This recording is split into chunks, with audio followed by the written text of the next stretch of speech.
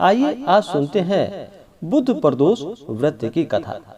जब भी प्रदोष का व्रत बुधवार के दिन पड़ता है तो इसे बुध प्रदोष या बुधवार प्रदोष व्रत के नाम से जाना जाता है। हर प्रदोष व्रत का अपना अपना महत्व माना गया है। जिस दिन भी जो प्रदोष का व्रत पड़ता है उस दिन के प्रदोष व्रत का अपना विशेष महत्व होता है। जो प्रदोष का व्रत बुधवार के दिन पड़ता है उसे बुध प्रदोष कहा जाता है। और यह व्रत जो कि सर्व कामना सिद्धि के लिए बुध प्रदोष का व्रत किया जाता है। प्रदोष का व्रत जो कि हर माह के कृष्ण पक्ष और शुक्ल पक्ष की त्रयोदशी तिथि के दिन जब भी प्रदोष काल का समय प्राप्त होता है उस दिन इस व्रत को किया जाता है। प्रदोष व्रत के दिन इस दिन विशेष प्रकार से प्रदोष काल के समय में भगवान शिव, माता पार्वती साथ में शिव परिवार का पूजन किया जाता है। प्रदोष काल का समय जो कि सूर्यास्त से 72 मिनट पहले और सूर्यास्त के 72 मिनट बाद का जो समय होता है यह समय प्रदोष काल का होता है। और इस दौरान भगवान शिव, माता पार्वती साथ में शिव परिवार का पूजन करना चाहिए। इससे अनंत गुना पुण्य फलों की प्राप्ति होती है। प्रदोष व्रत को रखने से 100 गायों को दान करने के बराबर पुण्य फलों की प्राप्ति होती है। प्रदोष व्रत में प्रदोष काल के समय में भगवान शिव जी जो कि प्रसन्न मुद्रा में होते हैं और अपने भक्तों की इच्छाओं को पूर्ण करते हैं। तो आइए सुनते हैं बुध प्रदोष व्रत की कथा। तो बोलिए प्रेम से भगवान भोलेनाथ की जय। एक समय की बात है कि सूत जी बोले कि हे ऋषियों, अब मैं आपको बुध प्रदोष व्रत की कथा सुनाता हूँ। ध्यान पूर्वक आप इसे सुनिए।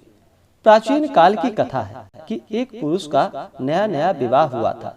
वह गौना के बाद दूसरी बार पत्नी को लिवाने अपनी ससुराल पहुंचा और अपनी सास से कहा कि बुधवार के दिन ही पत्नी को लेकर अपने नगर जाएंगे। उस पुरुष के सास ससुर ने, साले सालियों ने उसको बहुत समझाया कि बुधवार को पत्नी को विदा कराकर ले जाना शुभ नहीं होता है। लेकिन वह पुरुष अपनी जिद से टस से मस न हुआ। विवश होकर सास ससुर ने अपनी जामाता और पुत्री को भारी मन से विदा कर दिया। पति पत्नी जो कि बैलगाड़ी में चले जा रहे थे। नगर के बाहर निकलने पर पत्नी को प्यास लगी। पति लोटा लेकर पत्नी के लिए पानी लेने गया।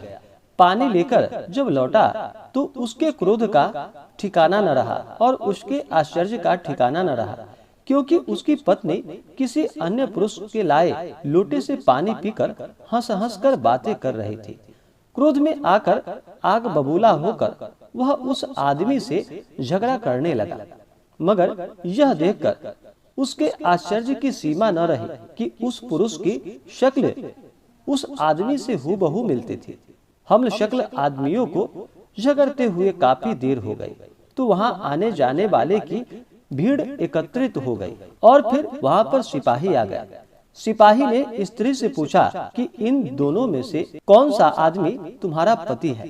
तो वह बेचारी असमंजस में पड़ गई, क्योंकि दोनों की शक्ल एक दूसरे से बिल्कुल मिलती थी। और फिर बीच राह में अपनी पत्नी को इस तरह देखकर उस पुरुष की आंखें भर आई।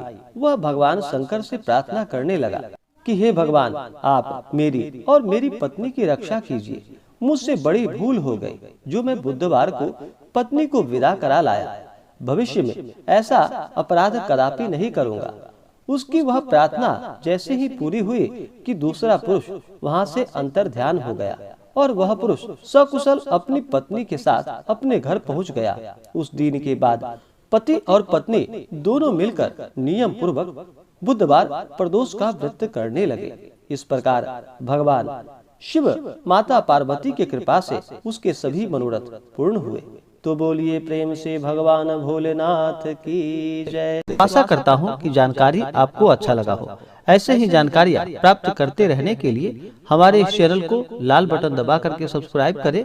साथ में बेल आइकन घंटी को दबाना न भूले ताकि मेरे वीडियो का नोटिफिकेशन आपको समय से मिलता रहे। वीडियो को लाइक करें, शेयर करें। जय माता दी। धन्यवाद।